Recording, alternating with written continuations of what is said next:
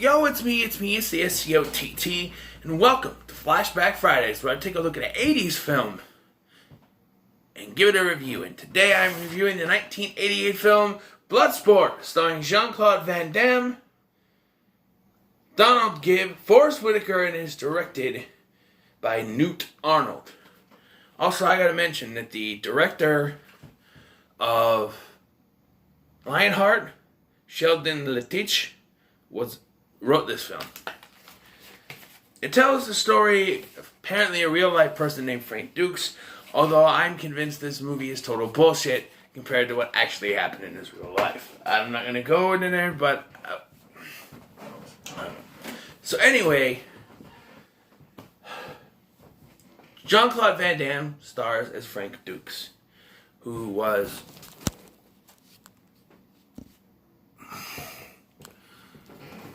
As a kid, he was trained by a Japanese man living in America. And now, after the Japanese man's son's death, who was also his best friend, he is going to fight in the Kumite for him. And also his Shidoshi, or master, is now sick, I guess. So yeah. And it's strange that the same guy who wrote Lionheart, the same guy who directed Lionheart, wrote this, because there's a couple of similarities in the scripts. Like, for instance, there are two guys who come after Frank to bring him back where he came from. Because at the beginning of this film, Frank is going on leave from the military, but is told to go talk to the commanding officer before he gets military or something, before he leaves, because they hear he's going to Hong Kong. Which, there's nothing wrong with that, but he escapes by saying he has to take a shower, because he was working out and stuff, and he escapes. And then two other men, one of them played by Forrest Whitaker, are sent to bring him back. That exact same thing happens. Not the shower stuff, but it's almost the same thing as what happens in Lionheart. I'm watching this and I'm going, wait a minute. That's the same thing happened in Lionheart. What the hell's going on here? What? I mean, and the same guy who directed that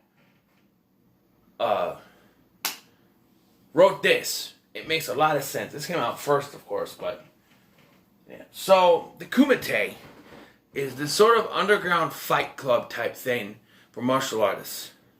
And one of them, Chong Li,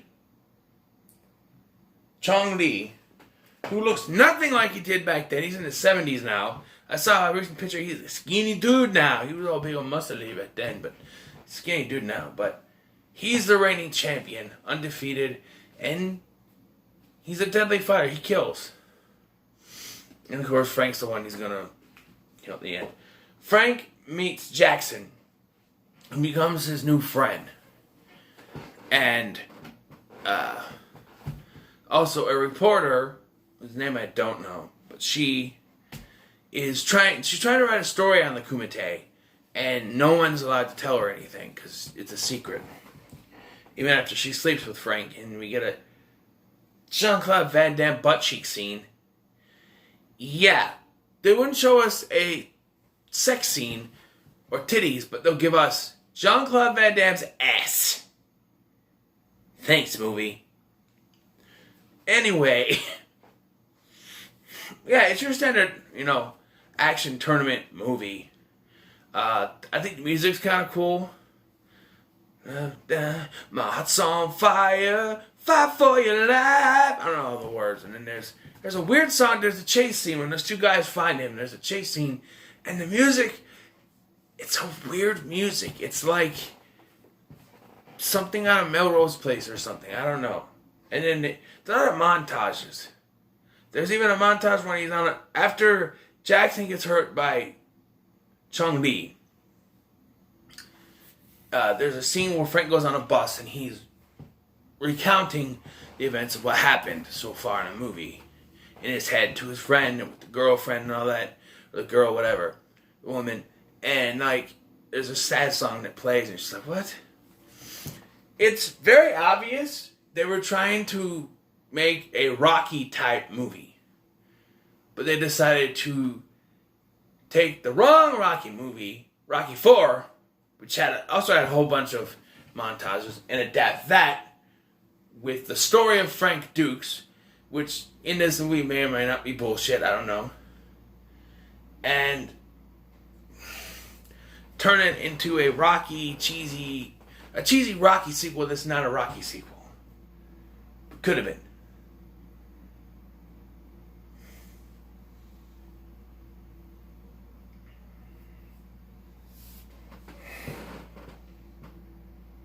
Very much could have been, actually. I think about it. Rocky IV came out in 1985, right? This was 88. Could very much be a Rocky sequel. You know? You could turn it around. Instead of his Shidoshi, it could be Paulie. Instead of a tournament, it could be a fight against someone big. You know?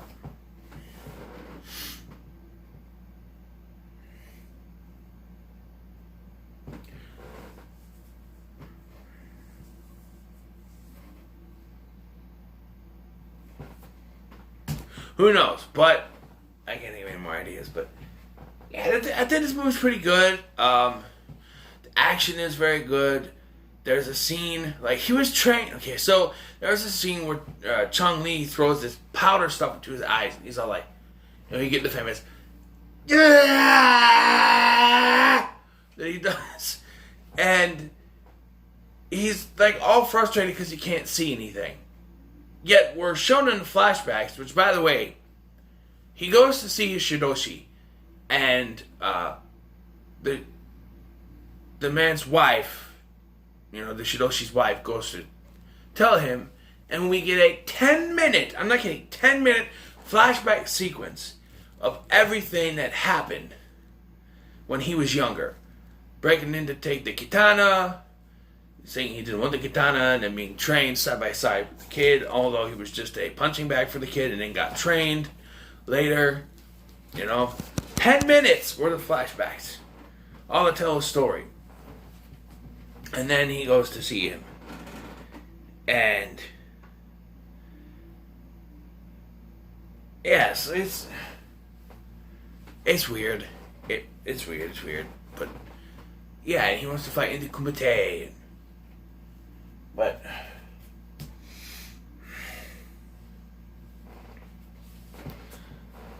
yeah, and so it doesn't. He in those flashbacks, we see that he learned to fight blindfolded, so he knows how to fight without his eyesight. Yet when he gets thrown in his eye, because there has to be some sign of resistance or some kind of conflict, he has to wallow around and try to, you know, wallow around and be all that he can't see. When all he had to do was just go, duh. But we have to have that little moment where it's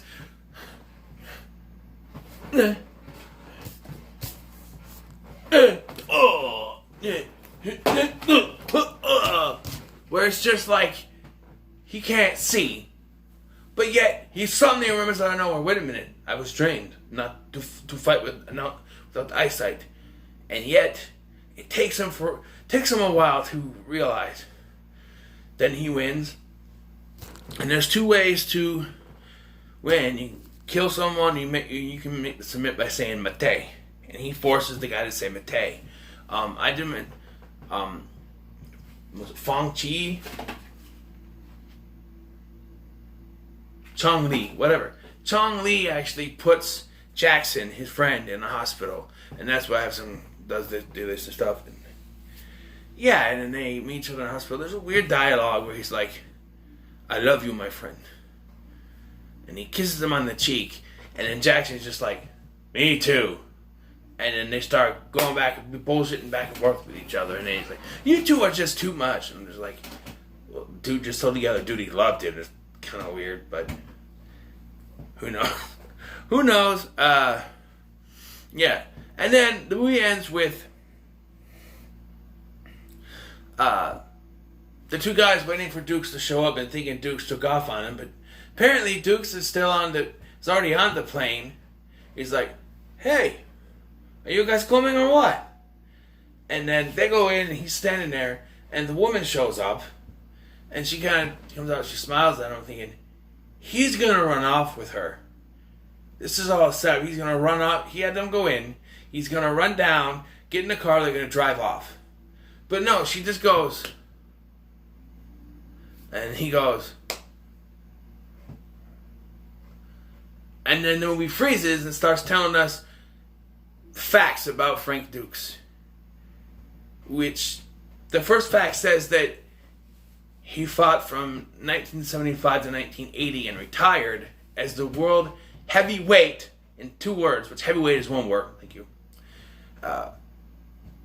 full contact Kumite champion. But this movie takes place in the 80s. It takes place in it takes place in the 80s. The clothes, the background music, the appearance of several things, the fact they're playing a video game that came out in 1984, this movie takes place in the 80s. So that right there is already bullshit. Either